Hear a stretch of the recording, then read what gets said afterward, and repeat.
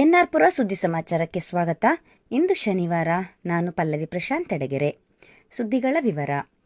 ರಸಗೊಬ್ಬರ ಮಾರಾಟಗಾರರು ಸರ್ಕಾರ ನಿಗದಿಪಡಿಸಿದ ಗರಿಷ್ಠ ದರದಲ್ಲಿ ರಸಗೊಬ್ಬರ ಮಾರಾಟ ಮಾಡಬೇಕು ಎಂದು ತಹಶೀಲ್ದಾರ್ ನೂರುಲ್ ಹುದಾ ರಸಗೊಬ್ಬರ ಮಾರಾಟಗಾರರಿಗೆ ಸೂಚಿಸಿದರು.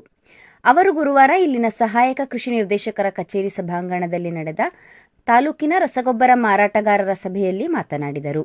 ರಸಗೊಬ್ಬರ ಮಾರಾಟಗಾರರು ನೋಂದಣಿ ಪ್ರಮಾಣಪತ್ರ ಅಥವಾ ಪರವಾನಗಿಯನ್ನು ಎಲ್ಲರಿಗೂ ಕಾಣುವಂತೆ ಪ್ರಮುಖ ಜಾಗದಲ್ಲಿ ಪ್ರದರ್ಶಿಸಬೇಕು. ರಸಗೊಬ್ಬರ ಕೊರತೆಯಾಗದಂತೆ ನೋಡಿಕೊಳ್ಳಬೇಕು. ಮಾರಾಟ ಮಾಡುವ ರಸಗೊಬ್ಬರದ ದಾಸ್ತಾನಿನ ವಿವರ ಹಾಗೂ ಮಾರಾಟದ ದರವನ್ನು ಪ್ರಮುಖ ಜಾಗದಲ್ಲಿ ರೈತರಿಗೆ ಕಾಣುವಂತೆ ಫಲಕದಲ್ಲಿ ಪ್ರದರ್ಶಿಸಬೇಕು ಎಂದು ಸೂಚಿಸಿದರು. ಕೃಷಿಕ ಸಮಾಜದ ಜಿಲ್ಲಾ ಪ್ರಧಾನ ಕಾರ್ಯದರ್ಶಿ ಪಿಕೆ ಬಸವರಾಜಪ್ಪ ಮಾತನಾಡಿ, ಯಾವುದೇ ಕಂಪನಿಯವರು ರಸಗೊಬ್ಬರದ ಜೊತೆ ಇತರ ಪರಿಕರ ಮಾರಾಟ ಮಾಡಬೇಕೆಂದು ಒತ್ತಾಯಿಸಿದರೆ ಮಾರಾಟಗಾರರ ಸಂಘದಿಂದ ಕೃಷಿಕ ಸಮಾಜಕ್ಕೆ ಮನವಿ ನೀಡಿದರೆ ಜಿಲ್ಲಾಧಿಕಾರಿಗಳೊಂದಿಗೆ ಚರ್ಚಿಸಲಾಗುವುದು ಎಂದು ಅವರು ಭರವಸೆ ನೀಡಿದರು. ರಸಗೊಬ್ಬರ ಮಾರಾಟಗಾರರು ಮಾತನಾಡಿ, ಯೂರಿಯಾ ಗೊಬ್ಬರಕ್ಕೆ ಸಾಗಣೆ ಶುಲ್ಕ 35ರಿಂದ 40 ರೂಪಾಯಿ ತಗುಲುತ್ತದೆ. ಇದರಿಂದ ಸರ್ಕಾರದ ನಿಗದಿತ ದರದಲ್ಲಿ ಮಾರಾಟ ಮಾಡಲು ಸಾಧ್ಯವಾಗುತ್ತಿಲ್ಲ ಎಂದು ತಮ್ಮ ಸಮಸ್ಯೆಯನ್ನು ಸಭೆಯ ಗಮನಕ್ಕೆ ತಂದರು. ಸಭೆಯ ಅಧ್ಯಕ್ಷತೆಯನ್ನು ತಾಲೂಕು ಕೃಷಿಕ ಸಮಾಜದ ಅಧ್ಯಕ್ಷ ಬಿಕೆ ನಾರಾಯಣಸ್ವಾಮಿ ವಹಿಸಿದ್ದರು. ವೇದಿಕೆಯಲ್ಲಿ ಸಹಾಯಕ ಕೃಷಿ ನಿರ್ದೇಶಕ ಮಹೇಶ್, ಕೃಷಿಕ ಸಮಾಜದ ಉಪಾಧ್ಯಕ್ಷ ಡಿಜಿ ಮಂಜಪ್ಪ, ತಾಲೂಕು ಕೃಷಿಕ ಸಮಾಜದ ಪ್ರಧಾನ ಕಾರ್ಯದರ್ಶಿ ಎಚ್ಕೆ ನವೀನ್, ಖಜಾಂಚಿ ಬಿಎಸ್ ಚೇತನ್ ಹಾಗೂ ಸದಸ್ಯರು ಇದ್ದರು. ಲಯನ್ಸ್ ಕ್ಲಬ್ ವತಿಯಿಂದ ದೀಪ್ತಿ ಸರ್ಕಲ್ ಸಮೀಪದ ಮದರ್ ತೆರೇಸಾ ಬಸ್ಸು ನಿಲ್ದಾಣವನ್ನು ನವೀಕರಿಸಿದ್ದೇವೆ ಎಂದು ಲಯನ್ಸ್ ಕ್ಲಬ್ ಅಧ್ಯಕ್ಷ ಪಿಜೆ ಆಂಟೋನಿ ತಿಳಿಸಿದರು. ಅವರು ಪಟ್ಟಣದ ದೀಪ್ತಿ ಸರ್ಕಲ್ ಸಮೀಪದಲ್ಲಿ ನೂತನವಾಗಿ ನವೀಕರಿಸಿದ ಬಸ್ ತಂಗುದಾಣ ಉದ್ಘಾಟನೆ ಮಾಡಿ ಮಾತನಾಡಿ, ದೀಪ್ತಿ ಸರ್ಕಲ್ನಲ್ಲಿರುವ ಬಸ್ ತಂಗುದಾಣವು ಲಾರಿ ಅಪಘಾತದಿಂದಾಗಿ ಹಾನಿಯಾಗಿತ್ತು. ಪಟ್ಟಣ ಪಂಚಾಯಿತಿಯಿಂದ ನವೀಕರಣಕ್ಕಾಗಿ ನಮ್ಮ ಕ್ಲಬ್ಗೆ ಮನವಿ ಮಾಡಿದ್ದರು.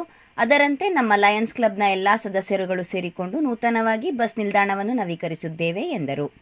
ಲಯನ್ಸ್ ಕ್ಲಬ್ ಪೂರ್ವಾಧ್ಯಕ್ಷ ಎಸ್ ಸಂತೋಷ್ ಕುಮಾರ್ ಮಾತನಾಡಿ, ಬಸ್ ನಿಲ್ದಾಣ ನವೀಕರಣ ಮಾಡಿರುವುದು ಲಯನ್ಸ್ ಕ್ಲಬ್ನ ಶಾಶ್ವತವಾದ ಕಾರ್ಯಕ್ರಮವಾಗಿದೆ.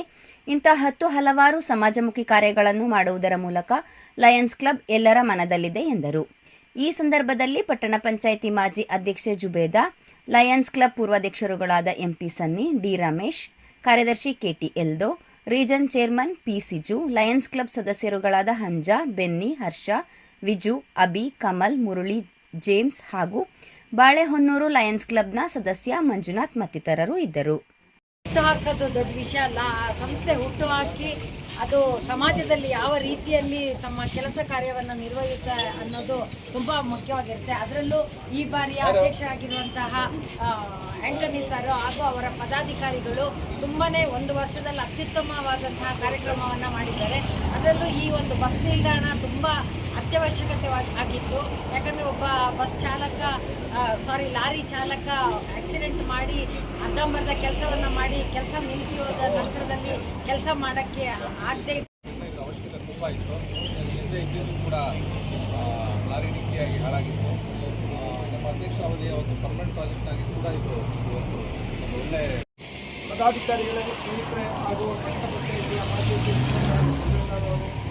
ಹಾಗೂ ಬೇರೆಲ್ಲ ಎಲ್ಲ ಸ್ನೇಹಿತರೆ ಅಂತಾರಾಷ್ಟ್ರೀಯ ಮಟ್ಟದಲ್ಲಿ ಸೇವೆಯಲ್ಲಿ ಅತ್ಯಂತ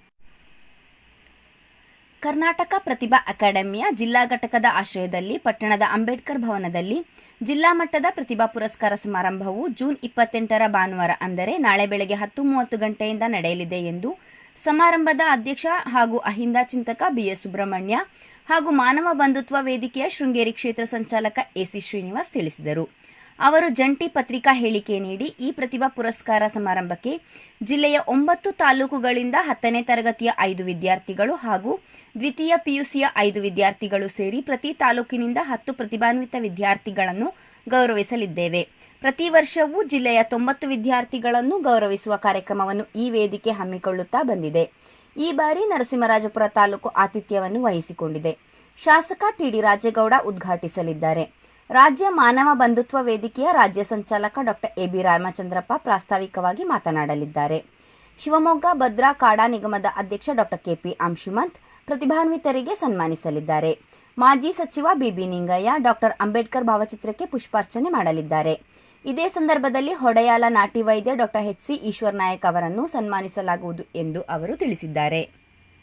ನರಸಿಂಹರಾಜಪುರ ತಾಲೂಕು ಕನ್ನಡ ಸಾಹಿತ್ಯ ಪರಿಷತ್ ವತಿಯಿಂದ ಅಳಲಗೆರೆಯ ಮೊರಾರ್ಜಿ ದೇಸಾಯಿ ವಸತಿ ಶಾಲೆಯಲ್ಲಿ ಜೂನ್ 27ರ ಶನಿವಾರ ಅಂದರೆ ಇಂದು ಬೆಳಗ್ಗೆ 10:30 ಗಂಟೆಗೆ 516ನೇ ನಾಡಪ್ರಭು ಕೆಂಪೇಗೌಡ ಜಯಂತಿ ಕಾರ್ಯಕ್ರಮ ಏರ್ಪಡಿಸಲಾಗಿದೆ ಎಂದು ತಾಲೂಕು ಕನ್ನಡ ಸಾಹಿತ್ಯ ಪರಿಷತ್ತಿನ ಅಧ್ಯಕ್ಷ ಪೂರ್ಣೇಶ್ ತಿಳಿಸಿದ್ದಾರೆ. ಇದೇ ಕಾರ್ಯಕ್ರಮದಲ್ಲಿ ಕನ್ನಡ ಸಾಹಿತ್ಯ ಪರಿಷತ್ ವತಿಯಿಂದ ಮಕ್ಕಳಿಗೆ ನಾಡಪ್ರಭು ಕೆಂಪೇಗೌಡರ ಆದರ್ಶ, ಆಡಳಿತ ಮತ್ತು ಜೀವನ ಚರಿತ್ರೆ ಬಗ್ಗೆ ರಸಪ್ರಶ್ನೆ ಕಾರ್ಯಕ್ರಮ ನಡೆಯಲಿದೆ. ಪ್ರಥಮ, ದ್ವಿತೀಯ ಹಾಗೂ ತೃತೀಯ ಸ್ಥಾನ ಪಡೆದ ತಂಡಗಳಿಗೆ ಪ್ರಶಸ್ತಿ ಪತ್ರ ನೀಡಲಾಗುವುದು. ಅಲ್ಲದೆ ಮೊರಾರ್ಜಿ ದೇಸಾಯಿ ವಸತಿ ಶಾಲೆಯಲ್ಲಿ ಈ ಬಾರಿ ಎಸ್ಎಸ್ಎಲ್ಸಿಯಲ್ಲಿ 100% ಫಲಿತಾಂಶ ಪಡೆದಿದ್ದು ಜಿಲ್ಲಾ ಮಟ್ಟದಲ್ಲಿ ದ್ವಿತೀಯ ಸ್ಥಾನ ಪಡೆದಿದೆ. ಉತ್ತಮ ಫಲಿತಾಂಶ ಪಡೆಯಲು ಕಾರಣರಾದ ಮೊರಾರ್ಜಿ ದೇಸಾಯಿ ವಸತಿ ಶಾಲೆಯ ಶಿಕ್ಷಕರು ಹಾಗೂ ಸಿಬ್ಬಂದಿ ವರ್ಗದವರನ್ನು ಕನ್ನಡ ಸಾಹಿತ್ಯ ಪರಿಷತ್ ವತಿಯಿಂದ ಸಾಧಕ ಪ್ರತಿಷ್ಠಾಪಕ ಪ್ರಶಸ್ತಿ ನೀಡಿ ಗೌರವಿಸಲಾಗುವುದು ಎಂದು ಅವರು ತಿಳಿಸಿದ್ದಾರೆ. ತಾಲೂಕಿನ ಸುದ್ದಿ ಸಮಾಚಾರಗಳಿಗಾಗಿ ಸದಾ ಕೇಳ್ತಾ ಇರಿ ಎನ್ಆರ್ ಪುರ ಸುದ್ದಿ ಸಮಾಚಾರ. ವಂದನೆಗಳು.